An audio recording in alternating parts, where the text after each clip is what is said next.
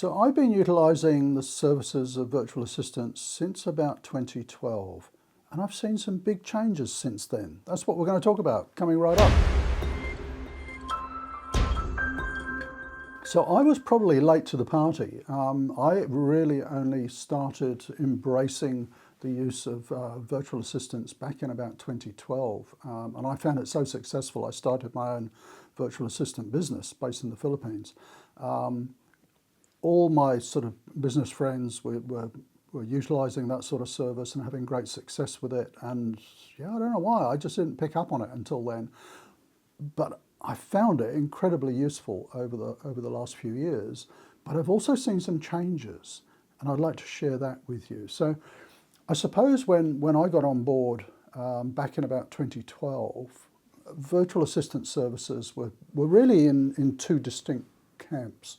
There was the big corporate end where, you know, the telcos and the IT companies would have these massive call centres in the Philippines. That was pretty commonplace in the Philippines and in India. And then there was this big gulf, and then there was the very small sort of home-based businesses, the coaches, the consultants, the entrepreneurs, who would have one or two virtual assistants helping them out, but nothing in between. And it was kind of the best kept secret, I think, for many years amongst small business owners and coaches. But now it's expanded, and I suppose also actually in those early days it was very much a task focus. I don't know whether you've ever been on some of those websites like Upwork and Fiverr, where they're very much sort of gig based. So I want to have a video edited, or I want to have a book formatted, or some sort of one-off task like that, and you jump on there, you find some virtual support. You get the task done. I've used some of those years ago, and they were great. But it's kind of one-off stuff. It's one and done. And then we've kind of progressed from that, I think. I think in the early days, virtual assistants were seen a little bit like that. There's someone available to me, part-time or full-time, and I can be throwing tasks at them. What's changed over the period? For me, I think it happened very quickly that my virtual assistant team, and I have a lot, became an integral part of my business. I think the difference was that I wasn't just hiring a virtual assistant who was based at home or through a website. I had decided to actually set up my own virtual assistant business based in the Philippines, and I won't go into there's a long story behind that, but we set it up as a social enterprise. We wanted our team in a proper office.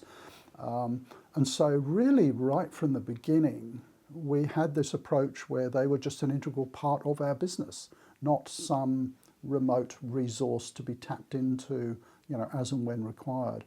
And that's the big change I think I've seen in the intervening years, that maybe it was brought on by COVID to a degree, where people got used to having more remote teams, where people got used to work from home. That's very much the sort of working method, if you like, of having a virtual assistant team. I don't mean the work from home bit. Ours are all based in a very nice office. But I mean that sort of understanding of how to work with a remote team. I think it's become much more the norm. And so one of the biggest changes, I reckon, has been that integration. And I almost feel like running a competition, to come up with a better word than virtual assistant. It's been around for so long, and I don't think it fairly represents what the role is.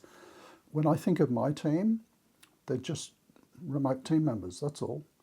There's nothing virtual about them. I talk to my team 3 or 4 times a day. And they're full-time employees of my business.